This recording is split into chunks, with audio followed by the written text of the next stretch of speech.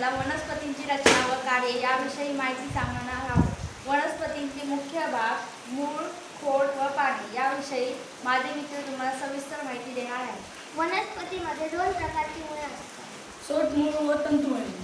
हे कडीपत्त्याचे झाड आहे, हे त्याचे मूळ सोटमूळ प्रकारे असते, हे प्राथमिक मूळ आहे आणि त्याच्या खाली उपमुळे असतात आणि उपमुळ्यांना जोडून मूलरोम असतात, ते केसांसारखे व धाग्यांसारखे असतात असे आणि ना उपमुळे तिरपे वाढत जातात आणि झाडाला आधार देतात आणि एकदम शेवटच्या टोकाला मूलाग्र असते, त्याला विजावू नये म्हणून मूलटोपी असते।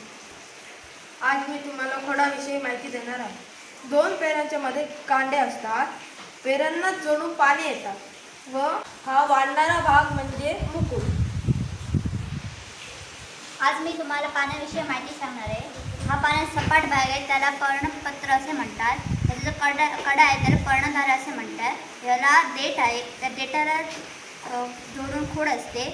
ही मध्यशिरा आहे, याला जोडून उपशिरा आहे। या वरच्या टोकाला पर्णाग्र असे म्हणतात। या पर्णाग्राचा प्रकार गोलाकार आहे।